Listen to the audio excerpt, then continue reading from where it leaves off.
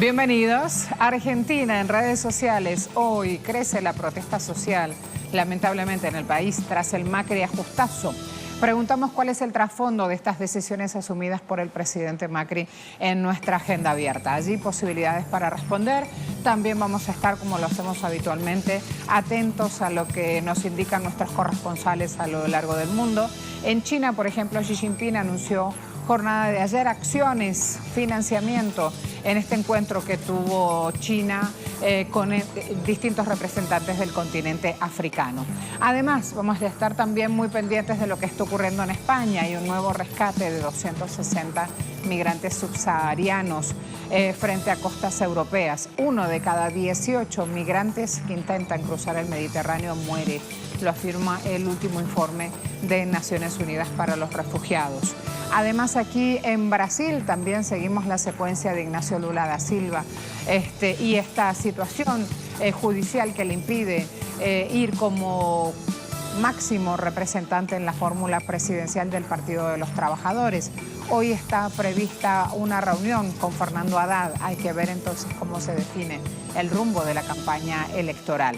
Y en Venezuela ya Luis Tavera está listo para contarnos cómo arranca en fase de prueba por 15 días un nuevo sistema de cobro de la gasolina y de combustibles internos en 85 municipios que hacen frontera en 8 estados del país. Así las cosas entonces, vamos a empezar. Además, en este día con informaciones de Colombia, porque siguen matando a líderes y lideresas sociales en todo el país. Preguntamos por qué se manipulan las cifras y nadie, ni el Estado, resuelve medidas de protección para ellos. Ahí entonces las posibilidades de responder, de interactuar, súmense, cada vez somos más. En medio de la crisis generada por la subida del dólar, este lunes el presidente argentino Mauricio Macri reconoció que la pobreza aumentará y relató brevemente en qué consiste el paquete de reformas ejecutado en busca de cerrar un nuevo acuerdo con el Fondo Monetario Internacional.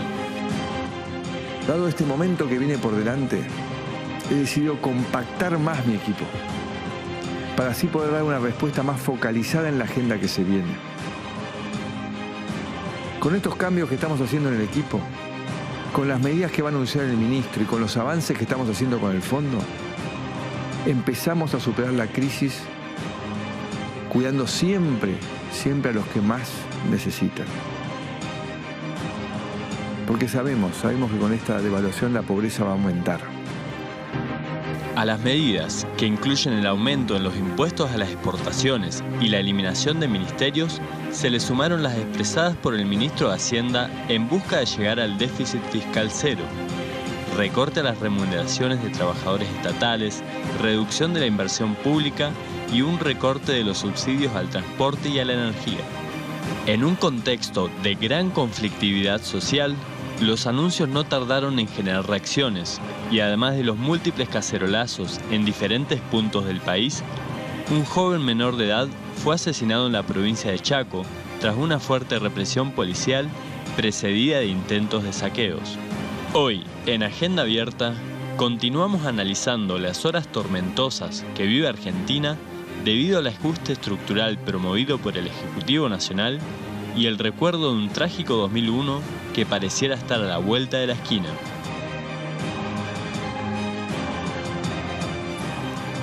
Que dice página 12. Cada vez que habla Macri, el dólar se dispara. La reacción del mercado ante los anuncios oficiales jornada de ayer fue refugiarse en el dólar. El gobierno lanzó un paquete de medidas intentando recuperar esa famosa y tan nombrada confianza de los inversores, pero no tuvo éxito. El dólar cerró a 39,04 pesos, incrementando 1 peso y 4 céntimos. Los analistas explican que la principal respuesta para que siga este castigo financiero, así le llaman, es que está rota la credibilidad en el gobierno. Los anuncios no cumplieron con esas expectativas del mercado, otra frase famosa de los economistas, que desde hace semanas quiere un recambio de los principales funcionarios del equipo económico y el lanzamiento de un programa fiscal, cambiario, monetario y externo sostenible para el mediano y largo plazo. Eso es lo que quiere Don Mercado, eso es lo que exige ese mercado en Argentina. Política Online dice, aseguran que las retenciones especificadas en pesos incentivan retención de cosecha y apuesta a la devaluación. Este nuevo esquema de retenciones a las exportaciones que el ministro Duhovne anunció en la jornada de ayer genera dudas en el mercado. Al ser un tributo de suma fija de 4 pesos por dólar para las exportaciones primarias y de 3 pesos por dólar para el resto de las ventas externas, el valor se vería notablemente disminuido ante una nueva suba del tipo de cambio, algo que no parece descabellado en medio justamente de este proceso devaluatorio en el cual el dólar aún no encontró un precio de equilibrio. Ayer mismo Duhovne, después de dar su mensaje, cuando le preguntaron a cuánto iba a abrir el dólar, porque era el momento en el cual abría el mercado bursátil, él mismo decía, no sé.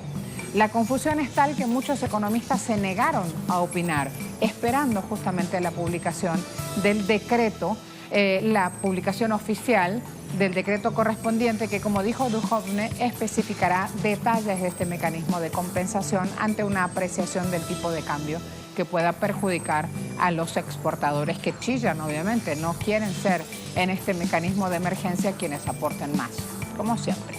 Perfil, cadena nacional de Maduro contra Macri. Esta es la respuesta del presidente venezolano a el presidente Macri, que en esa cadena presidencial también dijo, hicimos todo esto para no ser Venezuela. Hicimos todo esto, incluido ir al FMI, para no ser Venezuela. Ayer, cuando habló el presidente Maduro, le respondió, dijo, Macri es uno de los personajes más oscuros, nefastos y criminales. Y asimismo se solidarizaba con la lucha del pueblo argentino justamente en esta carrera desmadrada, buscando esquivar el resultado de esta receta del Fondo Monetario Internacional, algo que es imposible. Ya sabemos lo que trae consigo el Fondo Monetario Internacional cuando dicta su línea y su programa económico a seguir. Ejemplos en el mundo hay muchos. Otra vez los abordamos, porque son tantos que con solo seguir el rumbo económico de Argentina ya tenemos claro ese panorama y ese recetario FMI. Además, vamos a ir a sumar también otros elementos desde aquí. Vamos a ver cómo, lamentablemente, y lo mostramos aquí en grande, esto ya ha pasado en Argentina, ya ha ocurrido en la jornada de ayer. Falleció un menor de edad. Eso era lo que teníamos que ir a mostrar, porque ese es el componente social que estamos diciendo todo el tiempo. Cuidado, cuidado con lo que pueda llegar a venir. Cuidado, el 2001 está reciente en la memoria de los ciudadanos. Telesur, dijimos, fallece menor de edad tras represión en Chaco, Argentina. Un menor de edad falleció este lunes tras una fuerte represión policial, en medio de saqueos que se dieron en Sáenz Peña, provincia de Chaco, al norte de Argentina. Medios locales reportaron que un menor que tenía entre 13 y 15 años perdió la vida luego de esta represión de las fuerzas de seguridad. Lo decimos así porque el hecho no está esclarecido por las autoridades, que en este caso llevan la investigación. Por eso hablamos de fuerzas de seguridad que presuntamente, por eso usamos el presuntamente, habría alcanzado con una bala de goma a este joven. Esta bala le impactó en el pecho y le provocó la muerte, pese a los intentos por reanimarlo en el hospital local. Hay un herido de gravedad tras los incidentes. Cerca de medio centenar de personas se agolparon en un supermercado funcional Impulso de Sáenz Peña. Los vecinos intentaron saquear este local y la policía comenzó entonces con esta represión. Todo lo indican fuentes provinciales. Vénganse conmigo para ver justamente la portada o la fachada de este local comercial donde se dieron los hechos. Repetimos, por la importancia de lo que ocurrió en Chaco, hay heridos de gravedad tras este episodio de represión policial. La foto que estamos mostrando no pertenece a nuestra casa periodística. La foto pertenece a La Izquierda Diario. Así que todos los que van siguiendo, sobre todo ayer que me escribieron en Twitter diciendo, ¿cómo me pueden hablar de Argentina si aquí las cosas están peor? El juicio de evaluación lo pone usted luego de ver la noticia. Desde aquí nosotros les presentamos los hechos que se van dando en cada país y vamos citando a la fuente por la importancia justamente de no divulgar imágenes que no son oficiales, por decirlo así. Esta foto es La Izquierda Diario. Esto pasa en Chaco, esto es norte del país, una zona que históricamente siempre ha padecido falta de trabajo, problemas sociales a raíz del desempleo, hambre en los niños. De allí soy, de eso le puedo hablar, porque conozco, ¿sí? Ahí entonces, desplegada esta información, vamos ahora sí con las medidas, con el Macri ajustazo de Macri, que lo teníamos allí preparado justamente para mostrárselo. Y allí la importancia de ir siguiendo el minuto a minuto de esta información y los temas para ir mostrándoselo. Ayer cuando Macri hablaba, Duhovne lo hizo después, que es el ministro de Hacienda, que está en viaje a Estados Unidos para sentarse en la mesa de negociaciones con los hombres del Fondo Monetario Internacional. Entre Duhovne y Macri se daba a conocer esta información. Se eliminan la mitad de los ministerios públicos, se recortan los sueldos de los trabajadores estatales, que recuerdan que ya hasta el año 2021 tenían la decisión de no dejar entrar más trabajadores y proceder al recorte de esos sueldos. Bueno, esto ocurrió. Esto es lo que quería el señor ayer en Venezuela cuando me hablaba aquí estamos peor. No, señores, aquí esto no ha ocurrido, no se ha dado recorte de remuneraciones de trabajadores estatales, no se ha dado reducción de la inversión pública, que es lo que ha hecho Macri ayer con su anuncio, dar a conocer ese punto de reducción de la inversión pública. Además, este es un tema fundamental para entender. ¿De qué se trata la transferencia a las provincias de los subsidios al transporte y la energía? En Argentina se viaja o se viajaba en época de Cristina Fernández, en época K, como le llaman los argentinos, se viajaba con un precio del transporte subsidiado, así como está pasando hoy en Venezuela. ¿Por qué toda la gente viaja en Metrobús, en metro aquí en Venezuela? Tiene un transporte subsidiado, pero también ese subsidio se extiende a los privados cuando les dan aceite, caucho, baterías, para que puedan rodar su vehículo. Y por eso se sientan en una mesa de negociación. Y ese precio que surge es un precio justamente acordado. En Argentina, ese sistema de subsidios se va directamente a eliminar, no lo va a cubrir más el Estado Nacional. Y sin que las provincias lo pidan, ahora en su presupuesto, las provincias de Argentina van a recibir esta decisión de llevar adelante los subsidios de acuerdo justamente a sus presupuestos. Entonces, ya sabemos que el ajustazo también llega al transporte y también llega a la energía. Y además, una de las medidas que anunció Macri es aumentar el impuesto a las exportaciones. ¿Qué es esto? Las exportaciones, sobre todo la soja argentina, siempre ha llevado al fisco ingresos porque pagan impuestos. Ayer Macri les ha dicho, estamos en emergencia, dicho por él, sus propias palabras, necesitamos un esfuerzo extra. Y esa gente, la de las exportaciones, es la gente del campo. ¿Se acuerda cómo se comportaron los actores sociopolíticos del campo en épocas de gobierno kirchnerista? Bueno, con esto va a ir teniendo un panorama, porque si ve así solamente las letras, no alcanza a conocer toda esta descripción que vamos profundizando desde aquí. Ahora, el gabinete presidencial, que está en este momento tan en boca de todos, porque le piden a Macri cambios, pero cambios reales de nombres, no que los mismos nombres los reubiquen en otras funciones. ¿Cómo quedó el gabinete? Lo muestra página 12. A ver, la jefatura de gabinete le corresponde a Marcos Peña.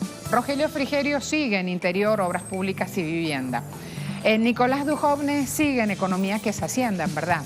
Relaciones Exteriores y Cultos sigue Forí. En Defensa sigue Oscar Aguad. En Seguridad, Patricia Bullrich. En Justicia y Derechos Humanos, Germán Garabano. En Transporte, Guillermo Dietrich. Dante Sica asume Producción y Trabajo. Y luego van a ver a Carolina Stanley en Salud y Desarrollo Social. Fino Chearo en Educación, Cultura, Ciencia y Tecnología.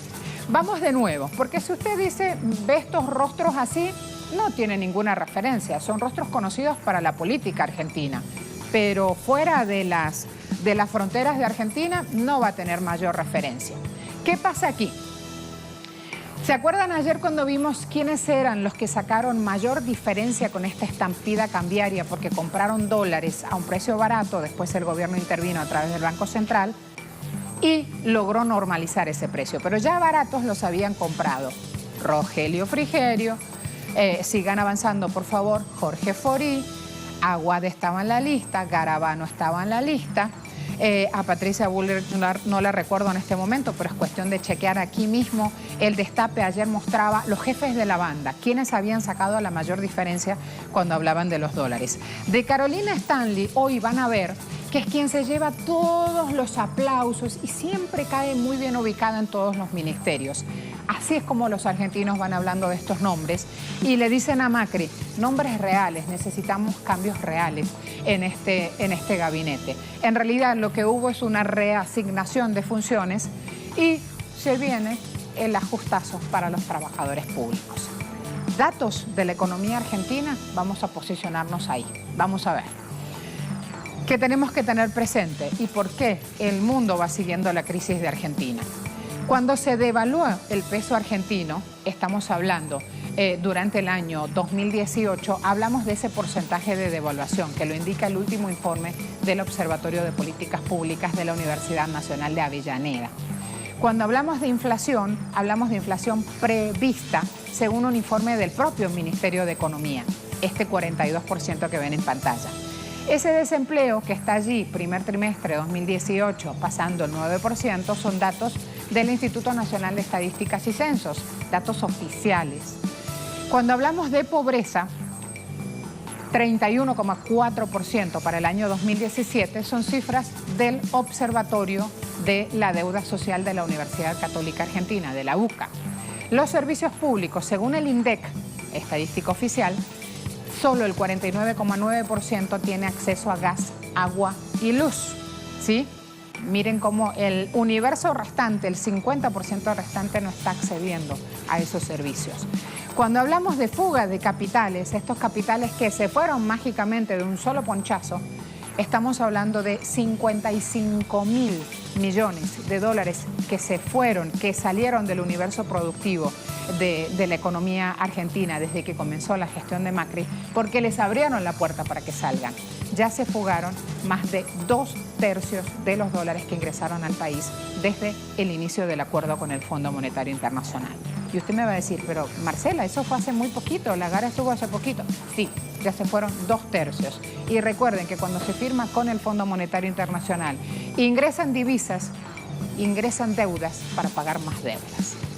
Así las cosas, ¿cómo entonces no va a estar en picada la gestión del presidente Macri en Argentina? Datos, en este caso, corresponden a la Universidad de San Andrés, ayer los mostramos, 70% de los argentinos se muestra insatisfecho con la marcha del país, 64% desaprueba la gestión del presidente Macri. Ahí van teniendo algunos indicadores que surgen de este sondeo de imagen que hace la Universidad de San Andrés. 68% dice, los argentinos, estamos peor.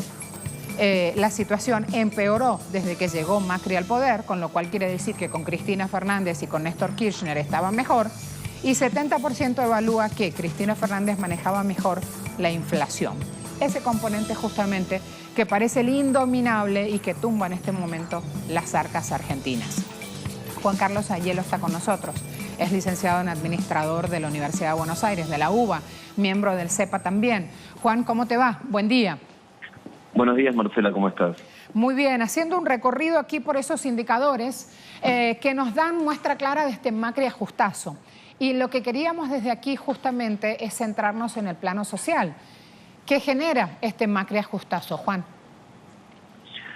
A ver, ¿qué genera? Genera lo que ya sabemos que genera el ajuste en cualquiera de nuestros países de la hermana Latinoamérica, que es hambre y desempleo. Pero antes de arrancar por eso, me quería quedar con parte del discurso que el presidente Macri hizo ayer. Si me permitís, con dos frases puntuales. En un momento él dijo, estos meses se desataron todas las tormentas juntas, ¿sí? Y en otro momento su discurso habló de que la situación cambió por cuestiones que están fuera de nuestro control. Habló sobre la sequía, habló sobre el alza en la tasa de Estados Unidos y la guerra comercial entre China y Estados Unidos. Y a lo que quiero ir con esto es que el gobierno de Argentina sigue buscando excusas en problemas exógenos. Siempre se habló de la tormenta como algo que no se puede controlar, como un problema externo, exógeno, y la verdad es que, en definitiva, lo que el gobierno está llamando crisis, que en realidad es una crisis autoinfligida, tiene que ver con decisiones de política económica que el mismo gobierno ha tomado desde que asumió en diciembre de 2015. Estamos hablando de apertura de importaciones, dolarizaciones de los precios internos, políticas de altas tasas de interés, desregulación financiera, desregulación del mercado cambiario.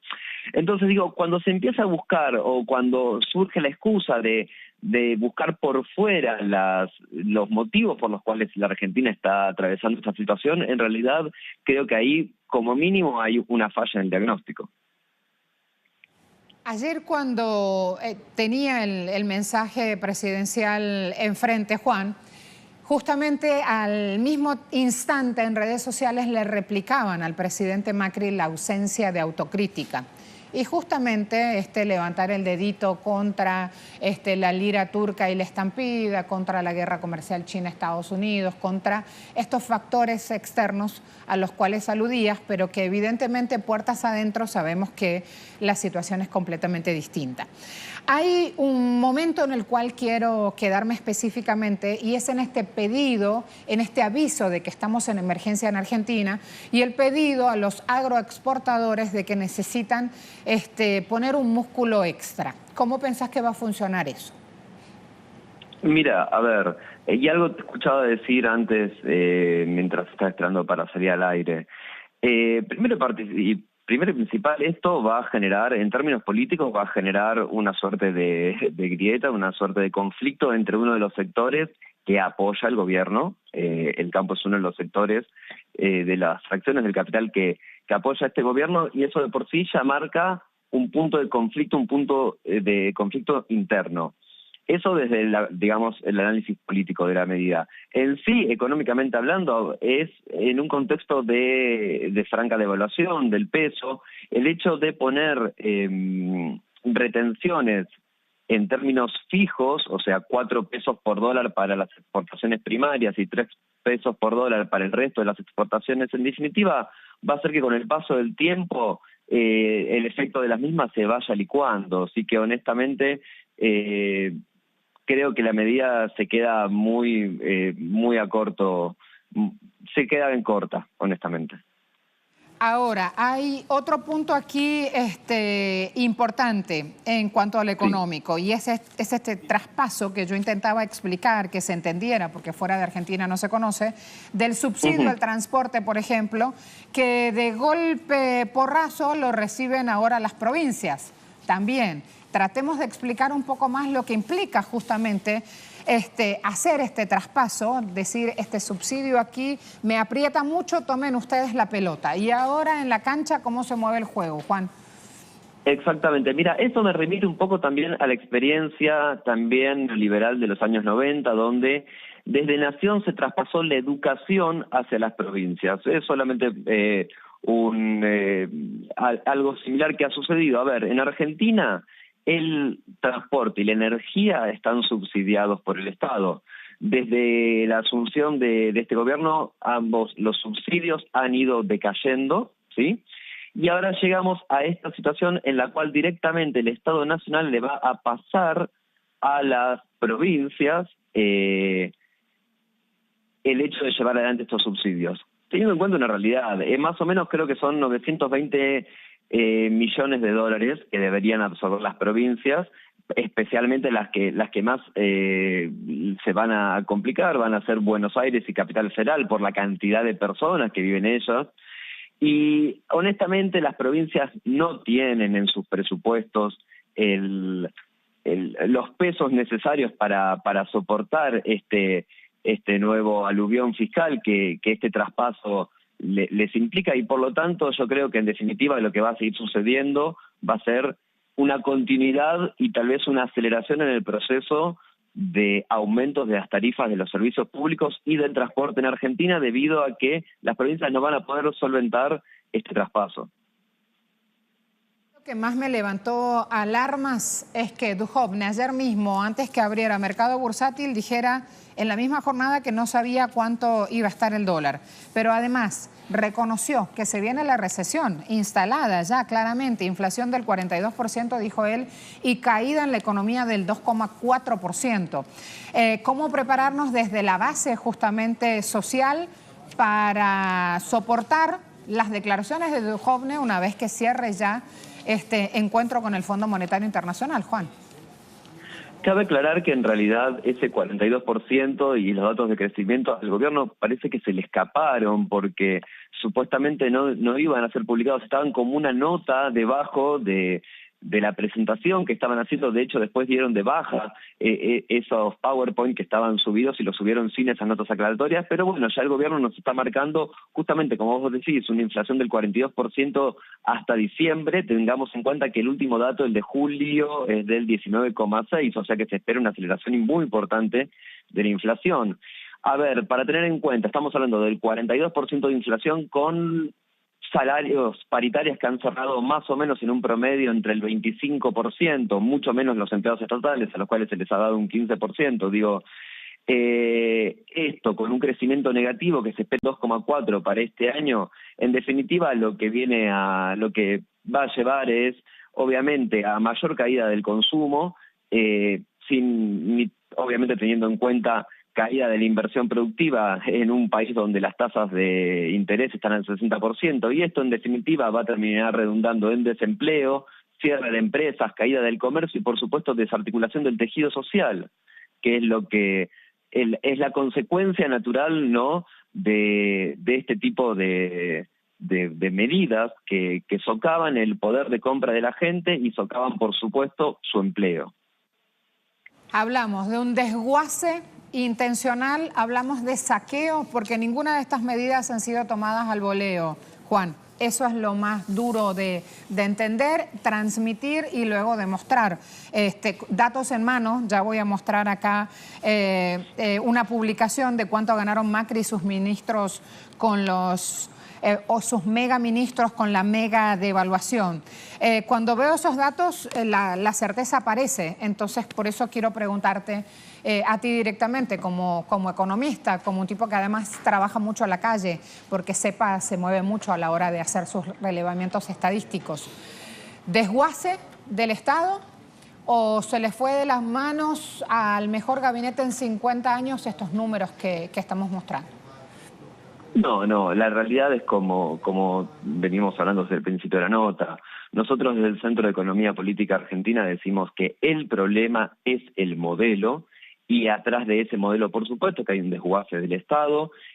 A ver, que la fuga acumulada sea de 52.000 o 55.000 millones de dólares desde que asumió el gobierno del presidente Macri, habla claramente de un modelo de especulación financiera con altas tasas de interés y fuga de capitales, y esto claramente es intencional. Digo, aquí hay decisiones de política económica que se han tomado desde la Casa Rosada, y bueno, lamentablemente no vemos que haya intenciones, honestamente, de hacer un cambio en el rumbo económico, y mientras que ese cambio no llegue, la situación va a seguir empeorando en nuestro país. Digo, porque insisto con esta frase que nosotros acuñamos desde el Centro de Economía Política Argentina: el problema es el modelo.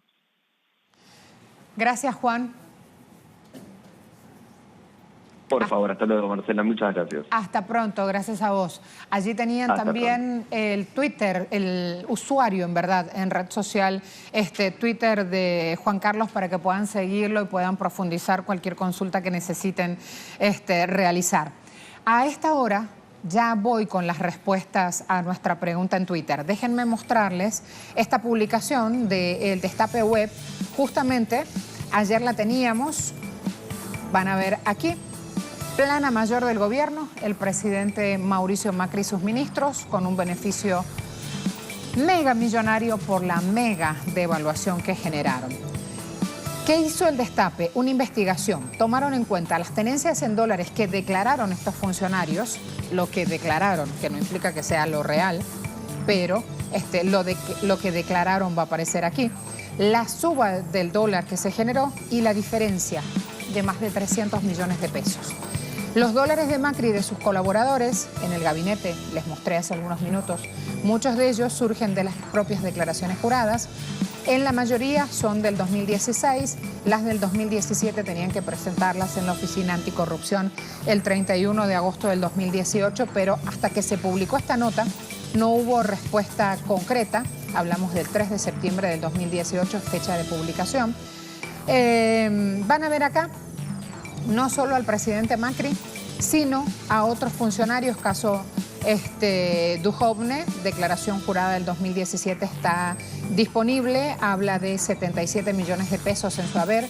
Hoy, con el cambio en la cotización del dólar, está arriba de los 155 millones, ha hecho una diferencia de 78 millones de pesos el ministro de Hacienda. Gustavo Rivas, también aquí hay propiedades y negocios declarados, ha hecho lo mismo, 62 de diferencia. Sturzenegger, expresidente del Banco Central, funcionario de Macri, declaraba 1.296.989 dólares y con la devaluación al 3 de septiembre, o sea, ayer, tiene 28 millones de pesos más. Va a aparecer también allí Luis Caputo, aquí le llaman el Champions League, informando 554.000, un poquito más en dólares. Ahora valen 12 millones de pesos más sus dólares. Y también, por ejemplo, el propio Echevejere, ministro de Agroindustria, lo van a tener con que no había declarado dólares en su poder. Esta información que tienen aquí, con este play que pueden marcar del destape, les va a ayudar a profundizar justamente todos estos datos. Les decía, no hay en una corrida como estas personas que, teniendo mucho dinero, no hayan sacado su diferencia. Lo que llama la atención es que de esas personas, en esa lista, la mayoría serán funcionarios en este momento haciendo su tarea en Argentina, donde crece la protesta social tras el Macri ajustazo. Eso pusimos en red social Twitter. ¿Cuál es el trasfondo de las decisiones asumidas por Macri? 56% de quienes respondieron nuestra pregunta dicen desfalco sistemático. 33% alude a la acción de un gabinete inepto y 11% le da su voto de confianza al presidente de la Nación. Pausa rápida. Volvemos.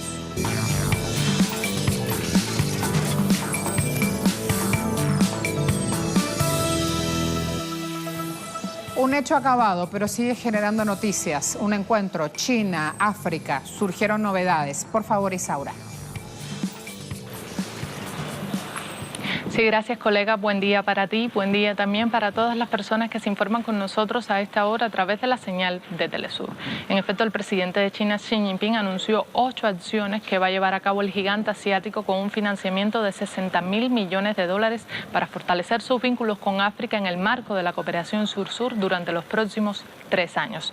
Las medidas abarcan fundamentalmente el fomento industrial, también mejorar la conectividad de infraestructuras, aumentar la importación de productos africanos, sobre todo lo que tiene que ver con productos terminados y no únicamente con materias primas, y fortalecer también la sanidad y la paz en el continente. Xi Jinping destacó que las relaciones entre China y África se basan en el respeto mutuo, se desarrollan en pie de igualdad, sin condicionamiento previo de ningún tipo y sin intereses egoístas o políticos dentro del continente. El mandatario chino llamó a establecer sinergias dentro de las estrategias de desarrollo de China y África y también pidió establecer las metas comunes que comparten la iniciativa Franja y Ruta con la Agenda de Desarrollo de la Unión Africana para el año 2063. Por supuesto, una vez más, el presidente Xi Jinping defendió el multilateralismo, la economía abierta e inclusiva y también criticó el proteccionismo y el unilateralismo. Por su parte, el presidente sudafricano Cyril Ramaphosa, quien comparte la copresidencia de este foro de cooperación China-África con Xi Jinping, defendió los éxitos que ha tenido FOCAC durante los últimos 18 años desde que fue creado y rechazó los comentarios de algunos países que aseguran que los vínculos entre China y África pues son un nuevo tipo de colonialismo. Cyril Ramaphosa destacó que África ejerce el derecho inalienable que tiene de decidir su propio futuro y que FOCAC ha dejado un continente continente pacífico, integrado, en desarrollo, propulsado por los propios africanos. El mandatario sudafricano dio la bienvenida a las iniciativas propuestas por Xi Jinping, también dio la bienvenida a más iniciativas vinculadas con la franja y la ruta, ya que el continente necesita de la creación y la construcción de nuevas infraestructuras. Defendió un reequilibrio en el intercambio entre China y el continente africano, sobre todo porque el comercio bilateral actualmente se basa fundamentalmente en la exportación de materias primas por parte de África para luego importar los productos terminados por parte de China. La cumbre del Foro de Cooperación China-África concluye en el día de hoy con un llamado también a fomentar el desarrollo de los jóvenes y crear recursos humanos en el continente. Te mantenemos al tanto sobre estas y otras informaciones. Ahora devuelvo la señal a los estudios centrales en Caracas. Gracias. Hola, Sergio. Vamos a hablar de un nuevo rescate de migrantes subsaharianos y del Magreb frente a costas europeas. Cuando quieras. Muy buenos días para toda la audiencia de Telesur. Buenas tardes desde aquí, desde España, en Andalucía, donde las últimas 20 horas al menos 626 personas han sido rescatadas de 16 embarcaciones de plástico en las costas españolas, principalmente en el estrecho de Gibraltar y la ruta del Mediterráneo español. Este mar que está a mis espaldas y que en estos últimos días ha mantenido un fuerte dispositivo por parte del Salvamento Marítimo Español para la búsqueda y rescate de las personas en tránsito que cruzan desde Marruecos hacia el sur de España. La ruta hacia España es la ruta que más crece en el Mediterráneo, ha aumentado a más del 110% y en lo que llevamos del año 2018 más de 27.000 personas, en su mayoría a través del mar y en pequeñas embarcaciones precarias, han llegado hacia las costas del sur de España. Las muertes también siguen siendo las grandes protagonistas, más de 300 personas han muerto en lo que va de 2018, se han triplicado en las costas españolas y por ello la Agencia de Naciones Unidas para los Refugiados alerta de que más de 1.500 personas han muerto o desaparecido tratando de migrar hacia el continente europeo. Muchas gracias, Sergio. De inmediato, lo que está pasando en Brasil. Hoy se da el encuentro que ayer estaba anunciado, Lula da Silva, Fernando Haddad. Cuando quieras, Nacho. Saludos, estudio. Después de la resolución del Tribunal Supremo Electoral el último viernes en Brasil, que rechazó la candidatura de Luis Ignacio Lula da Silva, el candidato a vicepresidente por el Partido de los Trabajadores, Fernando Haddad, se ha reunido con Lula da Silva en la sede de la prisión en la que se encuentra en Curitiba, la sede de la Policía Federal. Allí, después de esa reunión, Fernando Haddad se manifestó ante los medios de comunicación y ha expresado que exigirá el Partido de los Trabajadores ante esferas de la ONU que se manifiesten sobre esta nueva resolución del Tribunal Electoral de rechazo a la candidatura de Lula. Hay que recordar que la comitiva, el Comité de Derechos Humanos de la ONU había presentado en las últimas semanas una exigencia ante el Estado brasileño para que se garantice el derecho de Lula a ser candidato a la presidencia y la participación del expresidente en los debates electorales, algo que no ocurre hasta el momento. Además, el Partido de los Trabajadores también presentará ante las esferas criminales y esferas electorales recursos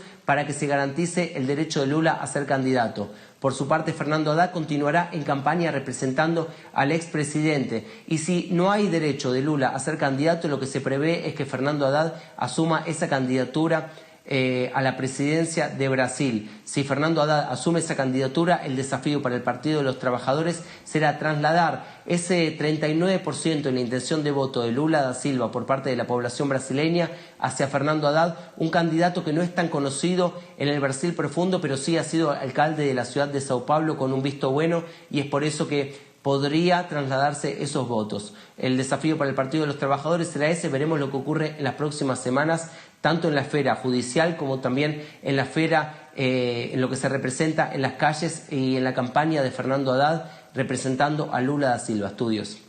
Gracias. Luis, por favor, la actualidad, de Venezuela, y luego también preparo por acá un par de titulares. Saludos. El presidente de Venezuela, Nicolás Maduro, anunció el arranque de un puente aéreo para repatriar a los venezolanos censados en la Embajada de Venezuela en Perú. Esto como parte del plan Vuelta a la Patria, como parte de las medidas implementadas por el jefe de Estado venezolano ante lo que han denunciado como la manipulación de migración de venezolanos y también los actos de xenofobia sufridos por los venezolanos en otras latitudes, específicamente en Perú y Brasil, donde ya se ha efectuado una primera fase de este plan Vuelta a la Patria, repatriando a varios de los venezolanos. El presidente también ha insistido en denunciar la manipulación por parte de los medios internacionales que no especifican las cifras sinceras de los migrantes venezolanos. Sin embargo, el jefe de Estado se refería a que en 2 años la cifra oficial es de 600.000 migrantes venezolanos, es decir, 300.000 por año.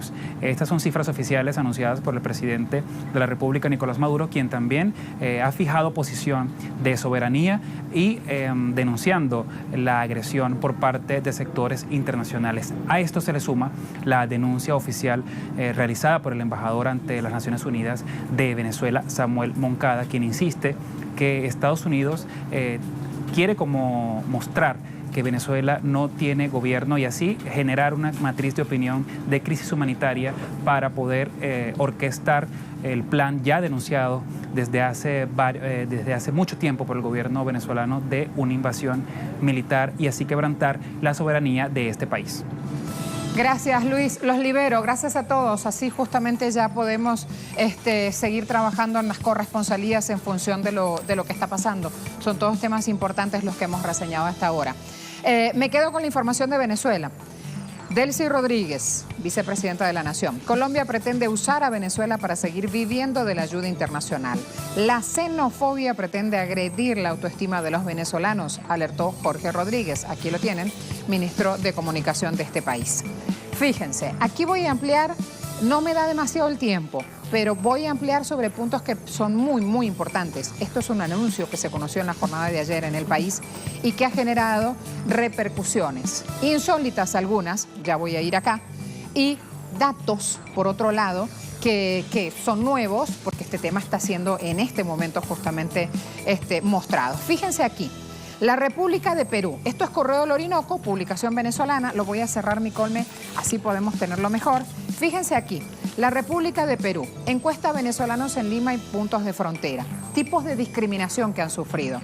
Por su nacionalidad, 88,5, 88,6%. Encuesta realizada a venezolanos en un diario peruano. Total de encuestados, 2.780. El 88%, un poquito más, dice haber sido discriminado por su nacionalidad.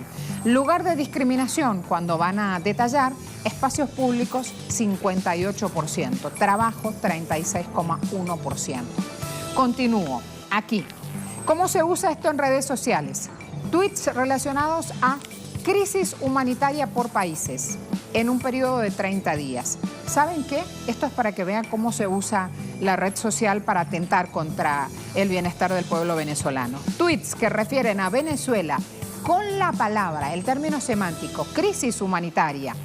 Resulta que de Venezuela están situando a crisis humanitaria en redes sociales 4,7 veces más que Siria y 34,9 veces más que Libia. Saque usted su propia conclusión. Me vengo aquí, Colme. Ecuatorianos rechazan uso de migración venezolana con fines políticos. Habló el Comité Ecuatoriano de Solidaridad entre los Pueblos y dio este pronunciamiento ayer en Quito. Y además, esto, increíble, lo insólito, también el tema da para esto. Y un medio, la derecha, como es el Nacional, se pliega y publica esto. Aseguran que infidelidad en Colombia aumentó por llegada de venezolanas. Y me van a decir ahora que no están tratando el tema con discriminación. ¿Qué es esto, señores? Seamos serios. ¿Los obligan a los colombianos a enamorarse de venezolanas? ¿Qué es esto? Impresionante. Esto está pasando. Así se maneja el tema. Delcy Rodríguez ayer, claramente, chulo internacional. Un chulo es un parásito, alguien que vive a costilla de otros. La vicepresidenta denunció ayer que en el tema migratorio Colombia pretende usar a Venezuela para seguir viviendo de la ayuda internacional. Son unos chulos de la ayuda internacional. Así habló la funcionaria en rueda de prensa. Sé que se me pasa el tiempo. A esta hora también esto genera noticia. Me voy con Yuki, que está esperándome para ampliar temas deportivos. Síganme los buenos, como siempre les digo. Hay de todo y lo compartimos. Ven mi Yuki, te veo también con prensa en la mano. ¿Cómo está? 7:19 me dicen, no nos queda tiempo de nada, pero nosotros seguimos. Vamos, nosotros seguimos y mostramos deportes, ¿vale? Claro que sí, claro que sí. Rápidamente, antes de seguir, quiero apuntar varios titulares importantes que tiene este diario deportivo de Venezuela, Meridiano, que seguramente lo vamos a detallar en deportes. Gleyber Sobrado, este joven, Gleyber Torres, allí está destacando con los Yankees. Fue elegido jugador de la semana en la Liga Americana. Se llevó el caraqueño por segunda vez este reconocimiento. Este muchacho, decíamos, de hecho, tan Vasco y yo, que muy bien alimentado, con yuca, plátano. Por eso es que estos muchachos destacan tanto en estas grandes ligas. Sí, de todo, ¿no? Todo me gusta, y si es frito, mejor. Ah, bueno, y pescado también. Fíjate, Nairo Quintana dice que cree que esta semana va a pelear por el liderato de la Vuelta. Está tercero, el colombiano en la Vuelta a España. Y también hablan de lo de John Millman, que sorprendió a Federer en el Abierto de Estados Unidos. Parte de lo que hoy, de hecho, se estará enfrentando el argentino Juan Martín del Potro contra John Isner allí por pasar a los cuartos de final, Marcela. Hay varias informaciones también, por supuesto. Continúa nomás con Don Osorio. Exacto. Luego estaremos detallando más informaciones. Ajá. Eso de Osorio también hay que resaltarlo y vamos a tenerlo también a las 8 de la mañana. El técnico colombiano dando una información. Exactamente. Adelante un poquito más, dale. Vamos con ello. Justamente hablamos de Juan Carlos Osorio, el técnico colombiano, quien será el encargado de dirigir ahora la selección de Paraguay hasta el Mundial de Qatar 2022. Ya este lunes la Asociación Paraguaya de Fútbol anunció que Juan Carlos Osorio va a ser el entrenador que encabece el proyecto precisamente del seleccionado entre los compromisos válidos por la fecha FIFA, Copa América Brasil 2019 y las eliminatorias mundialistas de Qatar 2022. Cabe destacar que Osorio también en 3 años al frente de la selección mexicana había logrado el primer puesto en las eliminatorias de la CONCACAF 2018 y un cuarto puesto en la Copa Confederaciones 2017. Además, también en la Copa de Oro 2017 y se quedó con el tercer lugar y por último llegó a los octavos de final de la Copa Mundial de Rusia 2018. Debido a su gran trayectoria y los buenos resultados con el Tri, Juan Carlos Osorio fue relacionado para ser el técnico de Colombia y ahora tendrá la oportunidad de devolverle a Paraguay una cita mundialista. En otras informaciones, centenares de personas conformaron la bicicleta más grande de Colombia. Recordemos que tiene grandes aficionados por el ciclismo de este país. Cerca de 2.300 habitantes de la región se dieron cita en la Plaza de los Comuneros de la hermosa ciudad de Zipaquirá y allí también acudieron ciclistas de la región, no solo con el objetivo de ampliar el récord, sino también para hacerle un llamado a las autoridades nacionales para que tomen en cuenta sus prioridades, la implementación de políticas de seguridad para neutralizar el robo de bicicletas en Colombia. Con la iniciativa también buscan que los conductores de diferentes medios de transporte, por favor, tengan cuidado con los pedalistas que circulan sobre las diferentes vías. Claro que sí, miren qué espectaculares imágenes, como el montón de gente se reunió allí también con los flashes de sus celulares para hacer la bicicleta más grande humana allí de Colombia.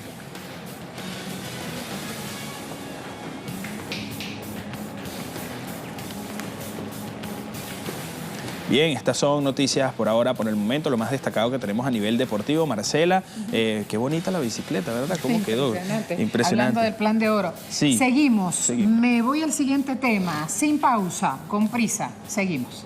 Gracias, Yu. Gracias, Marcela. Te veo mañana, mi amor. Claro que sí. Contra líderes sociales y comunitarios, ya son cientos los asesinatos que evidencia el año 2018, con el mayor número de víctimas mortales desde el alto al fuego bilateral. A pocos días de finalizar el plazo estipulado para que el presidente Iván Duque evalúe el proceso de paz con el Ejército de Liberación Nacional, el Partido Unión Patriótica solicitó el sábado una reunión de urgencia con el mandatario para abordar el tema, mientras organizaciones sociales, indígenas y campesinas continúan denunciando el aumento de la violencia política y exigen erradicar la indiferencia ante esta crisis, solicitando al gobierno mayor seguridad y garantías para sus dirigentes.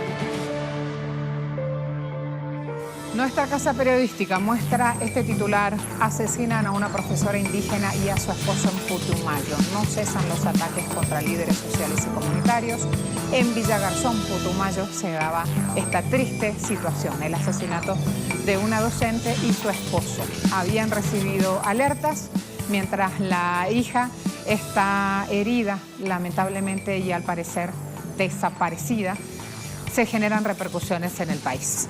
Avanzo al siguiente portal.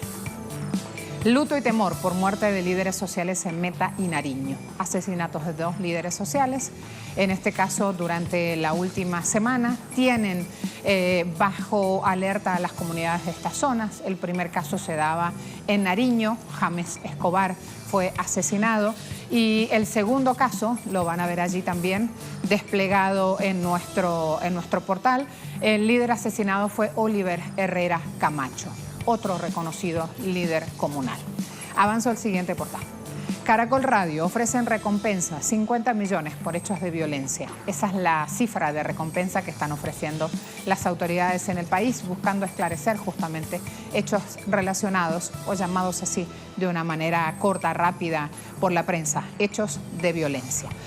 No es nuevo el sistema de recompensas en Colombia, pero como vemos, aunque se activan, no funcionan. Siguiente portal, y vamos a ver Colombia. Petro, en gobierno de Duque se han acelerado ataques a líderes sociales. El senador, ex candidato a la presidencia, afirmaba que el gobierno del presidente Duque ha aumentado, o que en esta época gubernamental han aumentado los casos de muertes de líderes sociales. Pidió con urgencia una reunión para tratar justamente este problema. Vamos a mostrar también en contexto otros puntos acá, con otras sugerencias justamente aportadas por las autoridades.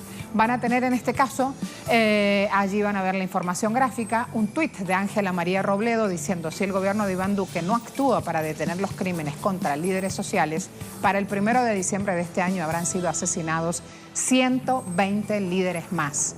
Desde su llegada al gobierno, en promedio es asesinado un líder cada 18 horas.